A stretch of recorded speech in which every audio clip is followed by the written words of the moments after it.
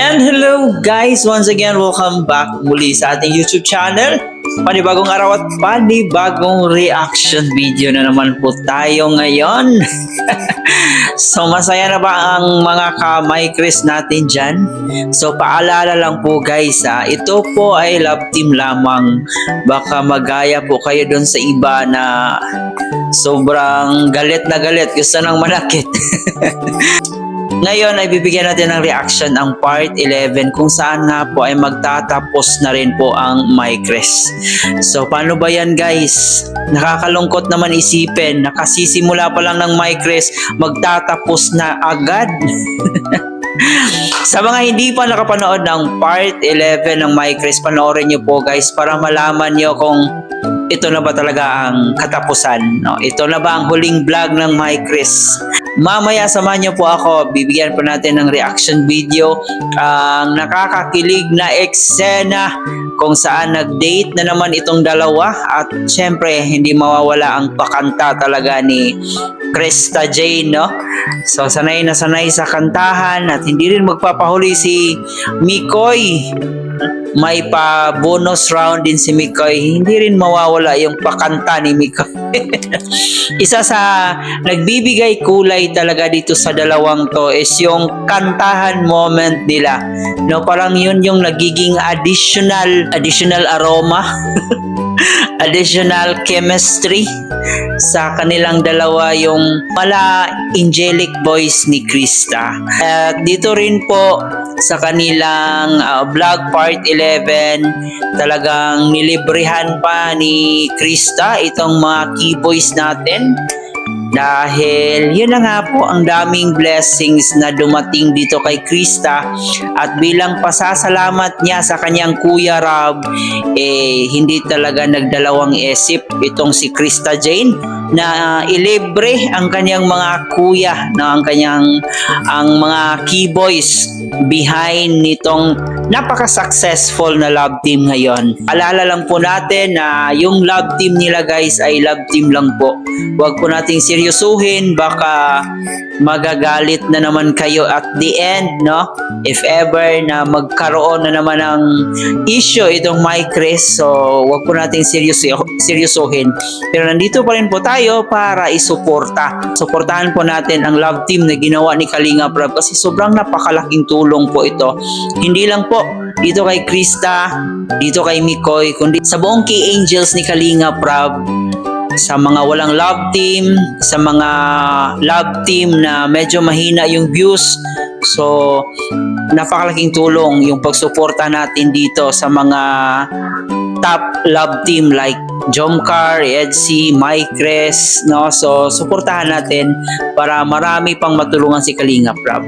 Pero bago ang lahat, bago natin simulan ang Kiligan Edition, so huwag kalimutan mag-subscribe sa ating channel at paki-pindot ang notification bell para every time mag-upload po tayo, updated po kayo. Higit sa lahat, palagi nating suportahan ang pinakaama ng Kalingap na si Kuya Bal Santos Matubang, Ate Edna Vlog, and Kalinga Prab. And of course, ang ating mga key boys, mga kasamahang Kalingap, partners, suportahan din po natin sila at ang aking mga kasamahang Kalingap reactors. Kung gusto nyo ng ganitong klaseng video na may kasamang reaksyon, tara, let's go, samahan nyo muna ako. Grabe no, ang ganda naman dito, no, naka-side view si Krista Jane. Para siyang Angel Locsin. Angel Locsin, ikaw ba yan? Grabe, ang ganda, parang pinaghandaan talaga itong araw na to. Ayan, sa ating mga solid, solid Micres, nako, kikiligin na naman kayo dito ngayon. Kaya masasabi natin walang katulad kasi ang ganda, maganda pa yung boses. Parang nasa kanya na lahat parang nung nagsabog ang Diyos ng kagandahan at mga talent, parang nakuha ata dito ni Krista. Maganda, matangkad, pang model yung height, marunong pa kumanta. Di sana all na lang talaga. Let's go.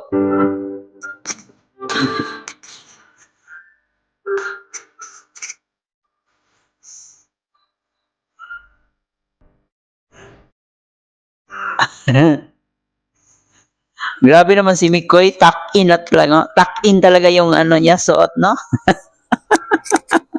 Parang pupunta lang ng binyagan, ah.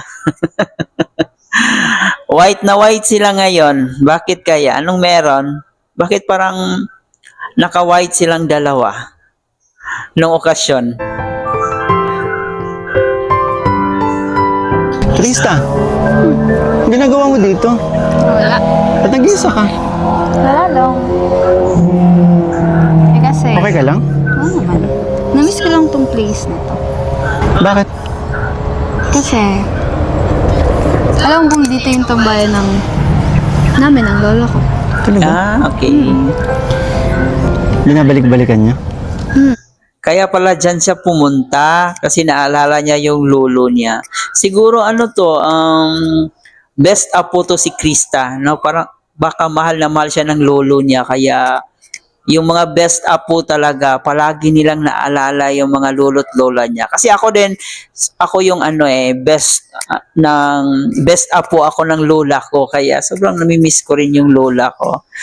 So, ganun, parang pareho dito kay Krista. So, siguro, paboritong apo itong si Krista. Nung buhay pa siya. Pero nung kasi, nung nawala na siya, never na ako nakabalik dito. Kaya pala dito mo kami dinala. Sakto, di ba, Father's Day ngayon? So, anong ibig sabihin yan? Parang lolo mo si Mikoy? Parang ganon? Naalala mo yung lolo mo pag nakikita mo si Mikoy? Kaya dyan mo dinala? So, syempre, Father's Day nung mga panahon na yan, di ba?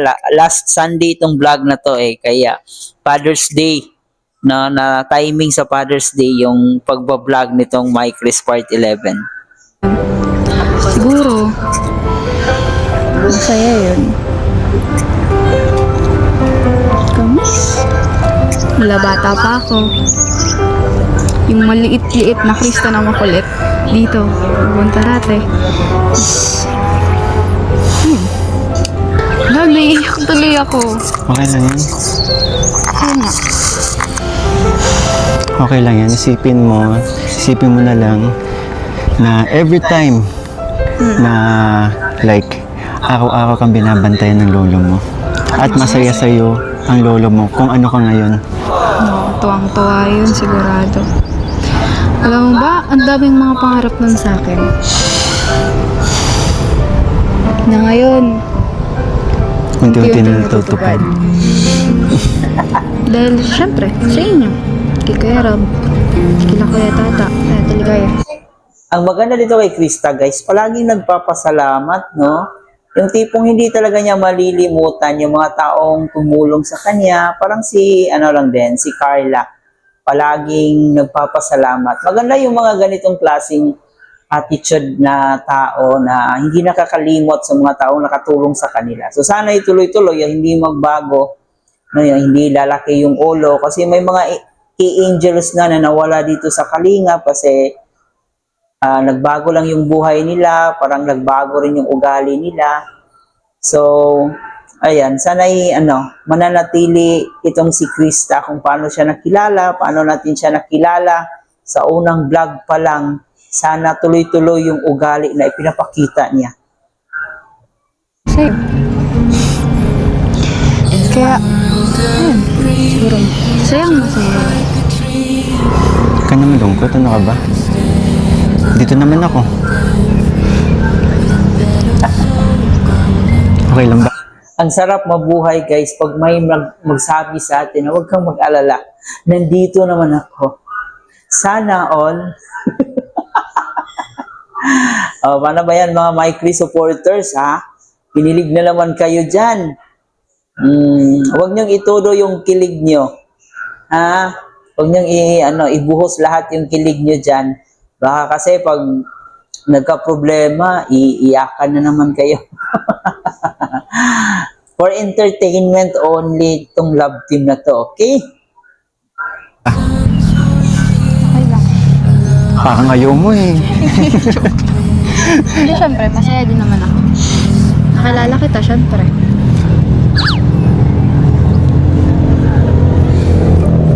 Ayan na, malapit nang lumabas yung sunset. Teka, Alabas na. ano sinabi mo? Ituloy mo yan. Ulitin mo. Hindi mo lagi inuulit kapag tinatanong kita ulit. Uy, sabihin mo sa akin.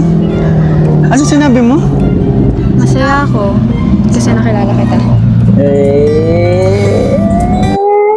Pinapaasa mo na naman si Mikoy. Ikaw, Krista, ha? Baka aasa na naman yan si Mikoy. Nasabi pa naman niya, maghihintay siya dyan. Maghihintay siya sa'yo ng 3 years. Nako, malayo-layo pa. Kayo, Kalingap Rob. Ganun din yung nararamdaman ko. Ganun din. Paano? Masaya ako. Kasi nakilala kita. At masaya ako na, yun, dito sa spot na to. Kasi, Spot. Ganda, no? kitang-kita mo yung dagat. Nasarap. Kaya pala nagsisenti ka eh. Okay lang yan, ano ka ba? Ayun, for sure, nandiyan si lolo mo, nanonood lang yan sa atin. And masaya siya. Masaya siya sa ginagawa mo ngayon. Sobrang proud na proud ng lolo mo. Kasi nga, yung lolo ko na yun, close kami. As in, dikit na dikit kami na. Kaso ganun talaga. Kahit ayaw mo na mawala yung isang tao, may time, may darating na, ayun, wala na lang. Lahat naman tayo, guys, tayo ay lilipas din sa mundong ito. So, ganun talagang buhay. Lahat tayo mawawala dito sa mundong ibabaw. Pero ang importante is gumagawa tayo ng mga mabubuting bagay para sa ating kapwa. So, itong ikalingap, napakagandang example po ito na napakalaking tulong talaga. Ang daming mga natulungan ng kalingap na nagbago ang buhay. Kaya sobrang nakaka-proud talaga na binuo ito ni Kuya Bal ang kalingap. Kasi maraming mga tao ang nakikinabang. And isa na rin po dito si Krista na tingnan nyo naman ngayon, unti-unting nagbago yung buhay niya. Ayan, tama na. Enjoy mo na lang. Alam mo, enjoy mo na lang kasi eto nga, di ba? Iniwan pati natin sa nakalingap problem, no? Okay lang yan. Huwag mo nang isipin, maging masaya ka na lang. Enjoy na lang natin tong araw na to. Kasi di ba, ikaw yung nag-aya sa amin dito. Oo nga. Tapos ngayon ako yung... Oo, tama yan. Yun lang. Ikaw nagyaya, tapos ikaw yung iyak-iyak dyan. Nako naman. Alam niyo ba guys, bagay talaga silang dalawa, no? Nakikita ko, parang magka-same sila ng mukha eh. Parang yung shape ng mukha nila, pareho eh. No, at saka may potential talaga tong dalawa na to na artistahin kasi yung mga mukha nila. Then itong si Krista, napag-alaman din po natin na sumasali-sali din pala ito sa mga pageant. Ganon, ang daming talent ni Krista. Ito namang si Mikoy, talented din po si Mikoy, no? Alam din paano mag-gitara, paano kumanta, paano mag-acting. So parang ano sila eh, sanay na sanay sa pagdating sa camera, no? Ganon yung My Chris natin. Kaya alam kong love na love niyo po itong My Chris at alam kong malulungkot talaga kayo pag nawala ito. Kaya suportahan natin talaga itong My Chris. Lalo ko lang naman. Naintindihan ko naman, mga ba? Dito ako dati kumakanta. Kasama yung lolo. Talaga? Dito sa ano to? Kasi maganda dito eh. Umuupo pa nga kami sa ganito. Kasi parang masayo naman. Wait lang, tingnan natin. Gusto mo uli ano? Gusto mong mag-reminisce? Balikan yung mga ginagawa niyo dati? Siguro magaling kumanta lolo mo. Magaling naman din siya kumanta. Gusto mo ano? Ulitin yung mga ginagawa niyo dati? Gusto mo makantahan kita? Dito. Talaga? Sige. Ito na guys, ito na yung pinaka the best part sa My Chris, ang kantahan moment.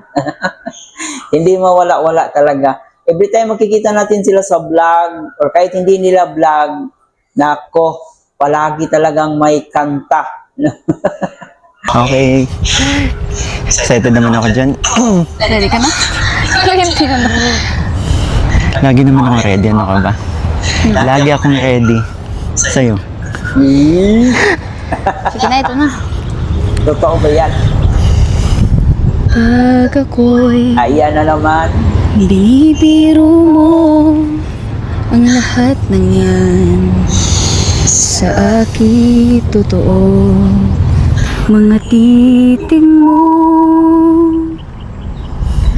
ay tumutunaw sa puso ko. Pag ako'y nasa tabi mo ay kay lakas ng kabas sa dibdib ko. Ang hiling ko lang sana'y malaman na ang puso ko'y sawa na sa biruan. Bakit di lang tutuhanin ang lahat ang kay... What if guys, tutuhanin nila talaga? No, what if na mahulog talaga sila sa isa't isa? Nako, hindi pa talaga pwede sa ngayon. No, bawal pa po yan. At saka si Krista minor de edad pa. So sa mga nagsasabi rin na matanda na si Mikoy dito para kay Krista, naniniwala po ako sa kasabihan na age doesn't matter. As long as nagmamahalan kayo, as long as komportable kayo sa isa't isa. Pero hindi pa sa ngayon. May tamang panahon para dyan. No? Pero ulitin po natin, ito ay love team lamang. Pwede silang maging magjowa sa tamang panahon, pero pwede ring hindi.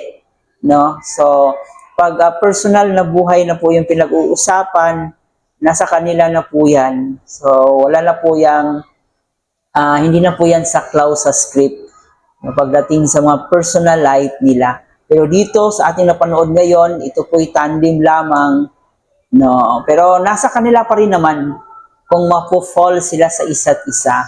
No? At nasa kanila pa rin naman kung tutuhanin talaga nila yung mga yung mga acting nila ngayon. Kailangan ko'y paglinga dahil habang tumatagal ay lalo kong natututunang magmahal. Baka masaktan lang. Parang nagpaparinig Parang nagpaparinig dito si Krista. Ano sa tingin nyo guys? Yung kanta kasi parang parang para kay Mikoy yung kanta na yan. Ganda. Parang may ibig sabihin yung kanta mo. Natatakot ka ba? Pag ako'y nasa tabi mo ay kay lakas ng kabas sa dibdib ko.